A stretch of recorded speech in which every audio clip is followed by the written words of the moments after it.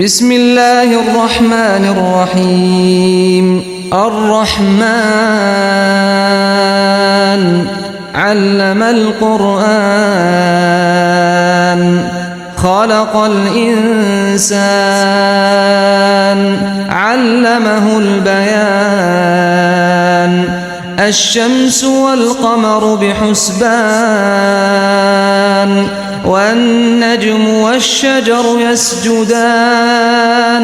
والسماء رفعها ووضع الميزان ألا تطغوا في الميزان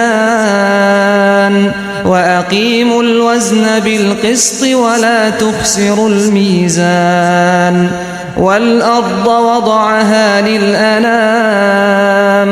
فيها فاكهة والنخل ذات الأكمام والحب ذو العصف والريحان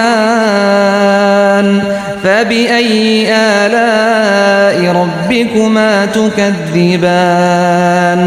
خلق الإنسان من صلصال كالفخار وخلق الجان من مارج من نار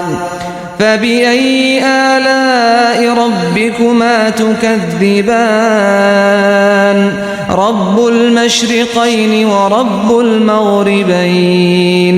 فبأي آلاء ربكما تكذبان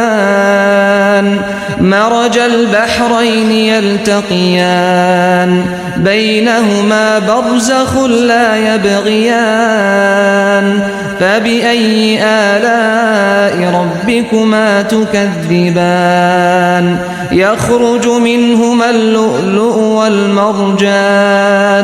فبأي آلاء ربكما تكذبان وله الجوار المنشآت في البحر كالأعلام فبأي آلاء ربكما تكذبان كل من عليها فان ويبقى وجه ربك ذو الجلال والإكرام فبأي آلاء ربكما تكذبان يسأله من في السماوات والأرض كل يوم هو في شأن فبأي آلاء ربكما تكذبان سنفرغ لكم أيها الثقلان فبأي آلاء ربكما تكذبان يا معشر الجن والإنس إن استطعتم أن تنفذوا من أقطار السماوات والأرض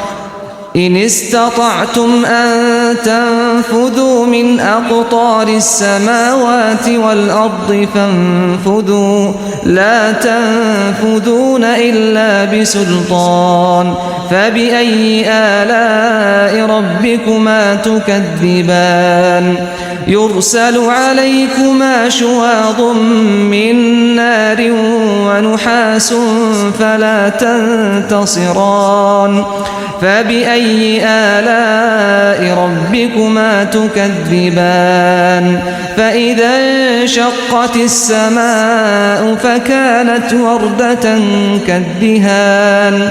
فبأي آلاء ربكما تكذبان فيومئذ لا يسأل عن ذنبه إنس ولا جان فبأي آلاء ربكما تكذبان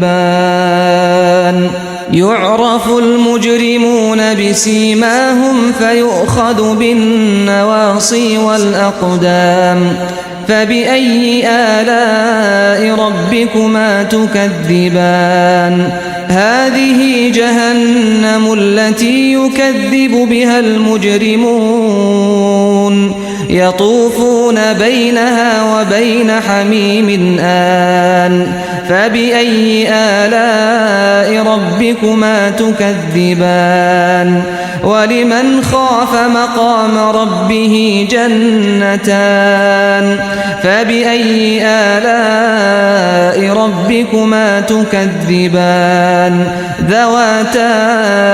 أفنان فبأي آلاء ربكما تكذبان فيهما عينان تجريان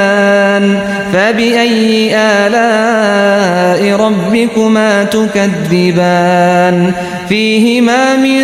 كل فاكهة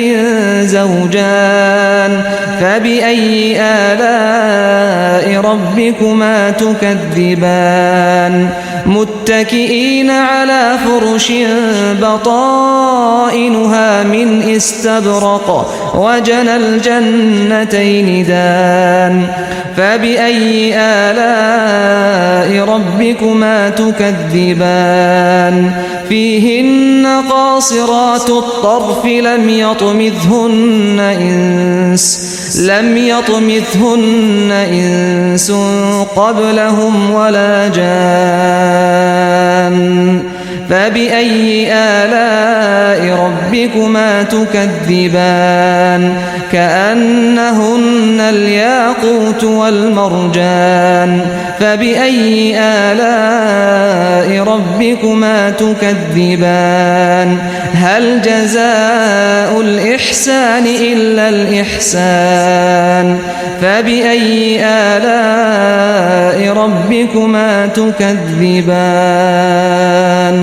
ومن دونهما جنتان فبأي آلاء ربكما تكذبان مدهامتان فبأي آلاء ربكما تكذبان فيهما عينان نضاختان فبأي آلاء ربكما تكذبان فيهما فاكهة ونخل ورمان فبأي آلاء ربكما تكذبان فيهن خيرات حسان فبأي آلاء ربكما تكذبان حور مقصورات في الخيام فبأي آلاء ربكما تكذبان لم يطمثهن إنس قبلهم ولا جان فبأي آلاء ربكما تكذبان متكئين على رفرف خضر وعبقري حسان فبأي آلاء ربكما تكذبان تبارك اسم ربك ذي الجلال والإكرام